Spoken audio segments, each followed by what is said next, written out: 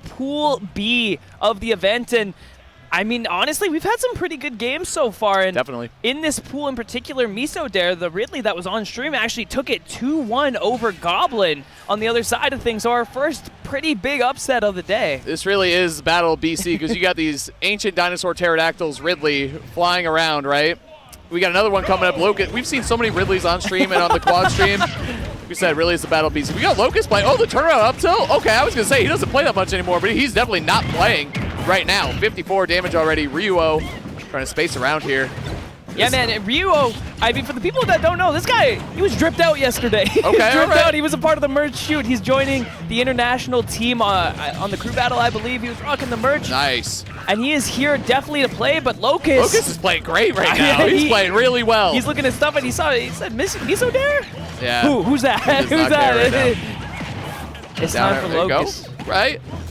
Diddy call good strings right there from Ryuoh. Yeah, I think we saw kind of, Ridley things just happening, and maybe Ryuoh getting caught a little bit off guard just right as this match opened up. You're maybe not too used to playing the Ridley, or you're maybe not expecting Locus to be as good as he still is, but kind of slowing it down, getting those bananas, who techs that up there? Like, all right, he definitely knows Ridley at least a little bit on that one, you know? Locus, though, is definitely different with Ridley. Look at the way he goes to the ledge, too. Like, he plays very comfortable at the ledge. Like, he's happy to grab it and try to fight off of it.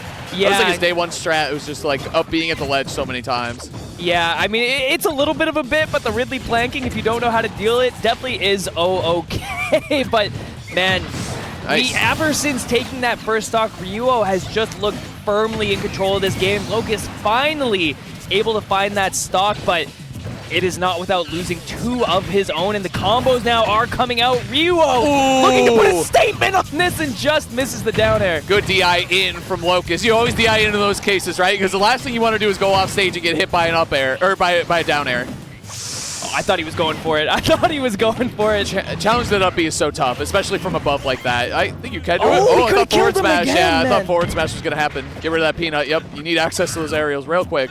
All right, the Nair comes out. No punishment on the side of Ryuoh. Locus trying to find the second stock, give himself a chance in this game. And, I mean, Ryuoh is just controlling this airspace right now. Ridley is so big, and the peanut into the back air, man.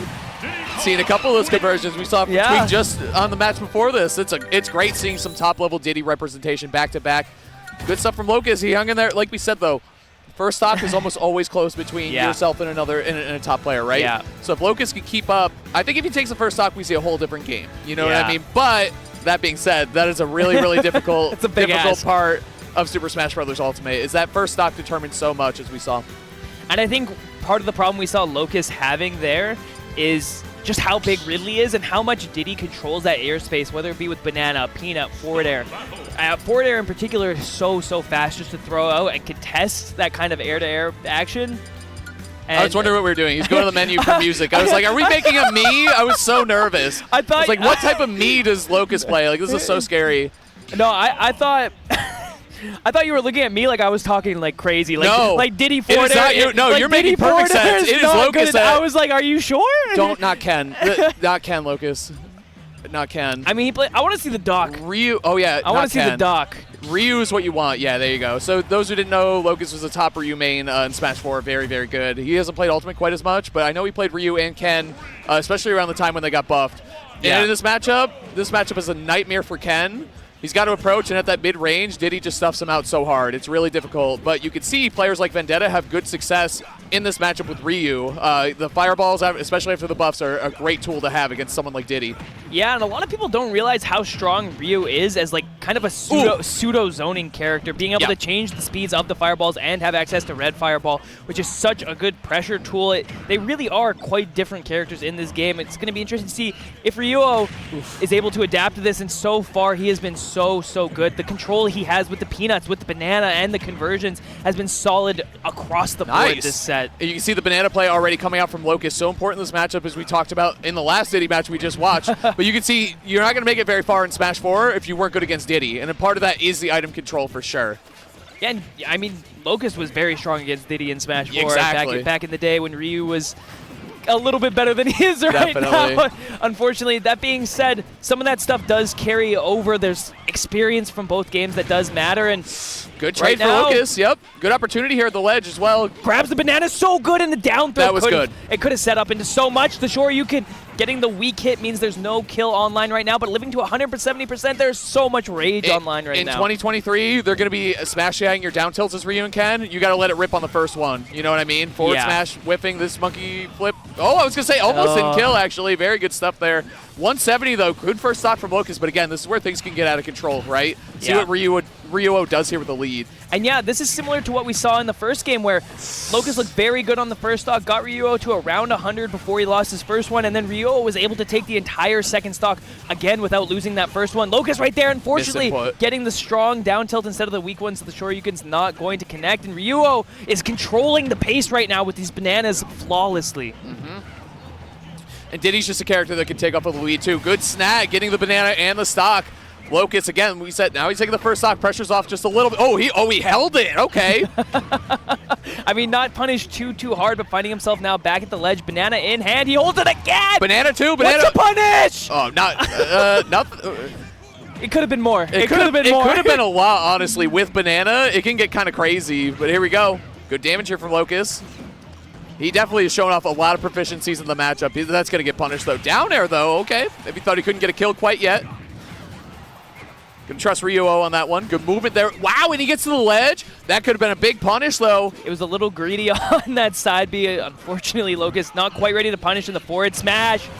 Okay, he tried to go for the banana regrab into the double trip to try and get that F smash conversion. I think he might have overcooked that a little bit. He probably could have just gone for the up smash and just converted the stock there, but getting it nonetheless, and there is the regrab. 50. That's a clean 50. Yep, 47.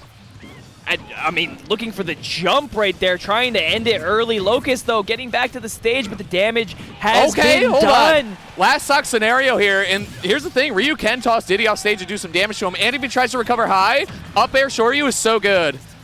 A lot of danger right now. Ryuoh taking control of the ledge here, though, Nurse. It's been so good all day already from what we've seen. And Locus has been jumping off the ledge with Nair pretty consistently. I'm curious to see if Ryuoh starts covering that as one of the main options he's looking for, because when banana is in play, that has been Locus's go-to. Jump, neutral air, grab the banana kill, right? Like covering himself. But here we go. Z-drop. Good spacing from Locus. Yep, there it is. Jump, neutral air. If we're seeing it, Nurse, you know Ryuoh is. You know what I'm saying? Yeah, he's got to be the banana in hand now. The pressure at the ledge is so much scarier, but Ryuoh with the aggression. Bro, that might have killed, honestly. Hold on. Off stage, that's it. Gonna get him. But good showing from Locus. I wish he went Ryuoh game one, honestly.